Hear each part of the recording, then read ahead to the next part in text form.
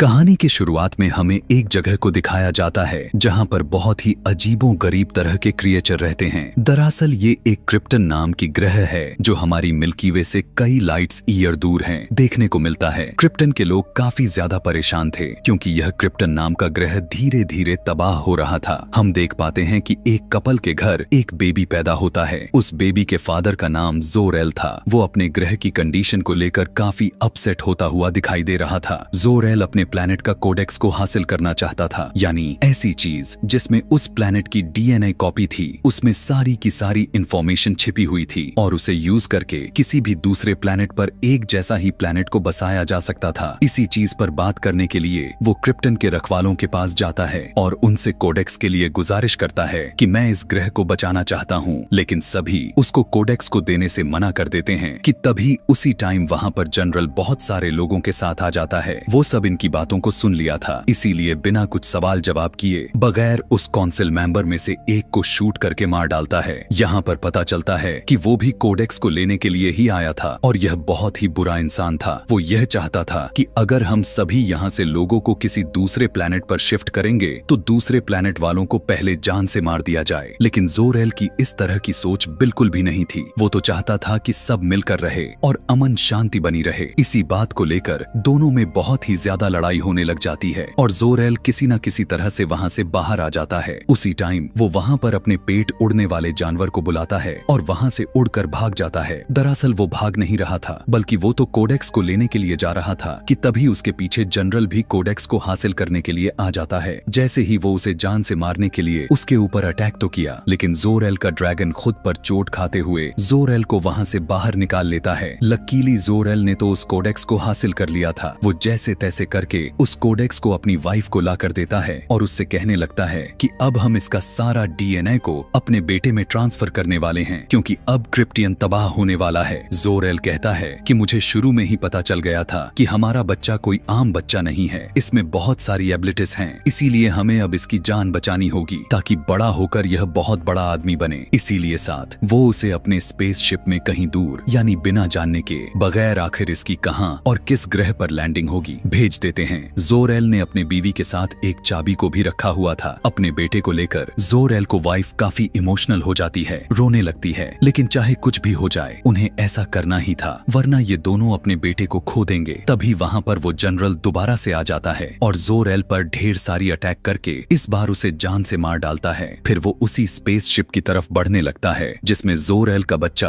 किसी दूसरे ग्रह पर जा रहा था ताकि उसे रोक सके, लेकिन इस बात की खबर काउंसिल मेंबर को हो जाती है। वो उसे रोकने के लिए फौरन से एक उड़न तस्तरी को उसकी तरफ भेजती है। हम देखते हैं कि स्पेसशिप डैमेज होने से बच गया था। जब काउंसिल मेंबर को इस बारे में पता चलता है कि जनरल ने जोरेल को जान से मार दिया तो उन्हें सजा देने के लिए किसी लिक्विड जैसी चीज में उन सभी लोगों को कुछ सालों के लिए कैद कर देते हैं। दूसरी तरफ हम उसी स्पेसशिप को देख पाते हैं जो बहुत ही तेजी के साथ हमारी दुनिया यानी प्लैनेट अर्थ पर पहुंच चुकी थी और क्रिप्टन ग्रह वहां पर तबाह हो रहा था। इस ग्रह के सारे लोग मर जाते हैं। यहाँ से कहानी सीधा प्रेजेंट की तरफ मोड़ लेती है। हम एक शिप में फिशरमैन को देखते हैं जिसका नाम क्लॉर्क था। क्लॉर्क भी बहुत सुपर एबिलिटीज रखता था कि तभी उसी टाइम पास में ही समुद्री टॉवर तबाह हो रहा था। क्लॉर्क फौरन से वहां पर जाता है और वहां पर रेस्क्यू टीम भी आ गई थी। इसी दौरान वहां की एक टॉवर गिरने लग जाती है और क्लॉर्क अपनी पूरी पावर से अकेले ही उस टॉवर को गिरने से रोक लेता है, लेकिन तभी वो पूरा का पूरा टॉवर ही ब्लास्ट हो जाता है जिसकी वजह से क्लॉर्क भी पानी में गिर जाता है। यहाँ पर उसे अपनी पुरानी बातें याद आने लग जाती हैं कि जब वह छोटा बच्चा था तो उसमें कैसे कैसे किस तरह तरह के एबिलिटीज थीं।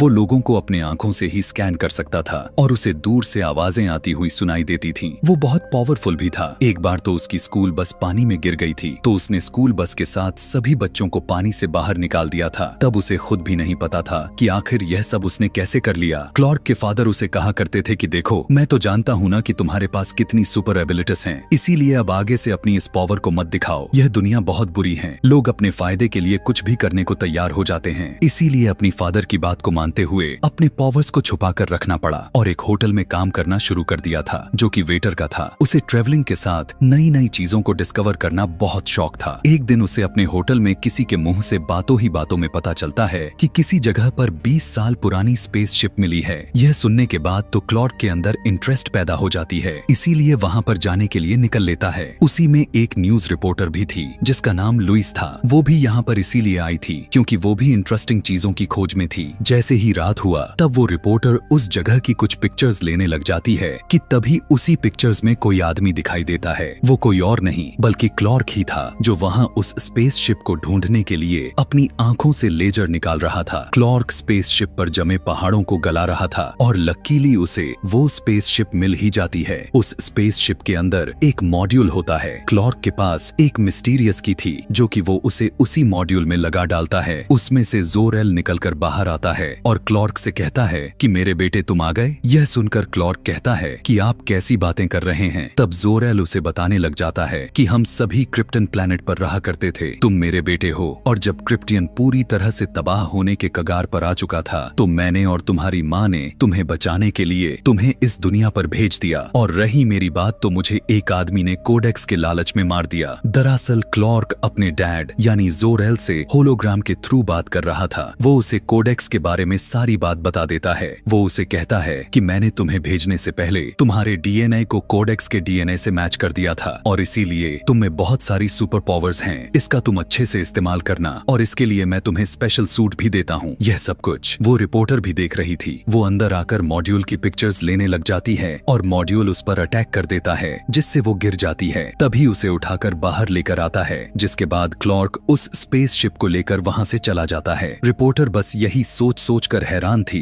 कि आखिर यहाँ कोई स्पेसशिप कैसे आ सकती है। यही सब डिस्कस करने के लिए वो उस न्यूज़पेपर कंपनी के हेड के पास जाती है जहाँ पर वो काम करती थी। वो बताती है कि हमें इस न्यूज को पब्लिश कर देनी चाहिए। तो हेड कहता है कि मेरा इनिशियल अभी कंफर्म नहीं है, इसीलिए हम इसे यहीं पर रोक रहे हैं। लेकिन लुइस यह बात किसी न किसी से तो शेयर करना चाहती थी, इसीलिए वो किसी दूसरे न्यूज रिपोर्टर को यह बात बताती है। और दूसरी तरफ हम देखते हैं कि क्लॉर्क अब सुपरमैन बन चुका था। वो आसमानों में बिना खौफ के उड़े जा रहा था। उसे किसी चीज का डर नहीं था। वो हर चीज से मुकाबला करना चाहता था। यहाँ से हमें वही रिपोर्टर लुइस दिखाई जाती है जो कि किसी न किसी तरह से क्लॉर्क का एड्रेस लेकर उसके घर तक आ गई थी। वो उसकी मॉम से मिलने के बाद उसके फादर के कब्र के पास जाती है। तभी वहाँ पर क्लॉर्क भी आ जाता है और कहता है कि तुम मेरा पीछा क्यों कर रही हो। तब लुइस कहने लगती है कि क्योंकि तुम मुझे बहुत मिस्टीरियस लगते हो, तुम अपने पावर्स को लोगों से क्यों छुपा रहे हो। तब क्लॉर्क उससे कहता है कि आओ मैं तुम्हें अपनी जिंदगी का सबसे यादगार किस्सा सुनाता हूँ। वो कहता है कि मैं और मेरे मॉम डैड साथ में कहीं जा रहे थे। हमारे साथ हमारा डॉग भी था। रास्ते में उन्हें बहुत ही बड़ा तूफान का सामना करना पड़ गया था। वो इतना बड़ा था कि वो हर चीज को उड़ाकर अपने साथ लेकर चला जा रहा था।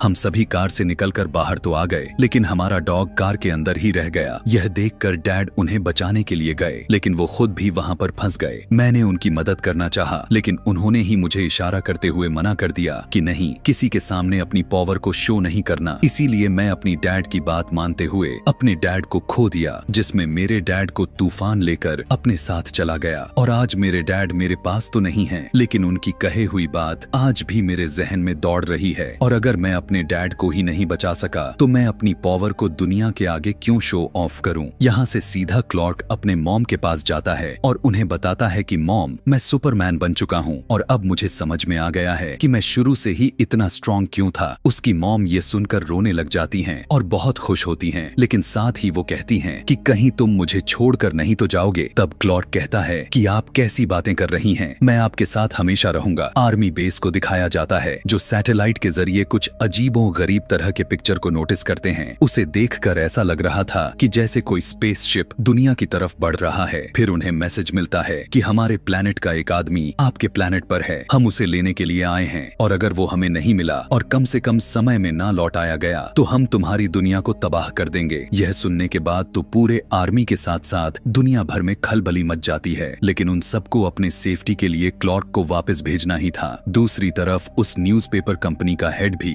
यह सबको खबर बता देता है कि उनकी यह बात अब किसी से भी छुपा नहीं था। यहाँ पर हमें पता चलता है कि इस दुनिया पर वो जनरल भी उसी स्पेसशिप की मदद से आ चुका था। आर्मी ऑफिसर्स और एजेंट्स सुपरमैन को ढूंढ रहे थे। सुपरमैन नहीं चाहता था कि उसकी वजह से इस दुनिया के किसी भी लोगों को खतरों का सामना करना पड़े, तो वो खुद ही उनके सामने चला जाता है और सरेंडर कर देता है और उसे अरेस्ट करके उस रूम में लाया जाता है जहाँ पर लुइस उससे बातचीत करती है, उससे इन्वेस्टिगेशन करने लग जाती है। उस रूम में एक ग्लास लगाया गया था जिसके पीछे से आर्मी की टीम उससे बात कर रही थी। तब क्लॉर्क उस शीशे के पास जाकर कहता है कि आपको मुझ पर नजर रखने की कोई जरूरत नहीं, मैंने आपको सेफ्टी के लिए ही खुद को सरेंडर किया और आप बिना घबराए मुझे उन लोगों के पास भेज दें जो मेरे लिए आए हैं। इस बात से इन लोगों को भी अंदाजा हो जाता है कि क्लॉर्क कोई बुरा इंसान नहीं। सीन शिफ्ट हुआ और हमें एक मैदान को दिखाया गया जहाँ पर क्रिप्टन प्लैनेट के लोग उसे लेने आते हैं। यही नहीं बल्कि वो लोग अर्थ के लोगों से कहते कि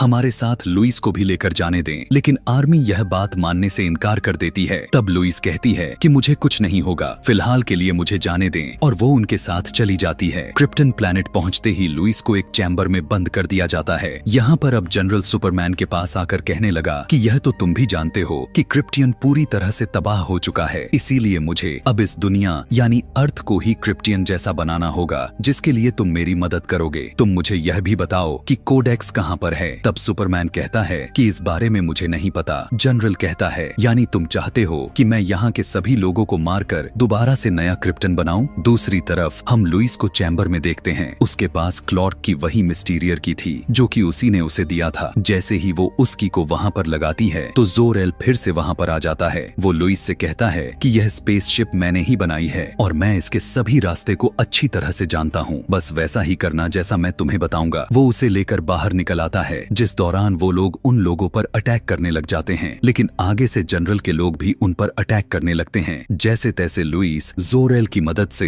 एक और स्पेसशिप में दुनिया यानी पृथ्वी पर वापस चली जाती है। अब जोरेल सुपरमैन के पास जाकर उससे कहने लग जाता है कि तुम्हारे पास पावर्स है तो तुम उसे यूज क्यों नहीं कर रहे, तुम स्पेसशिप का दरवाजा तोड़ सकते हो। सुपरमैन अपनी पूरी पावर से उस दरवाजे को तोड़ डालता है। बाहर आने के बाद जब उस पर सूरज की रोशनी पड़ती है तो उसे और भी पावरफुल महसूस होता है। इधर लुइस जो कि स्पेसशिप में प्लैनेट अर्थ की तरफ जा रही थी, हम देखते हैं कि उसकी स्पेसशिप रास्ते में ही क्रैश होने लग जाती है।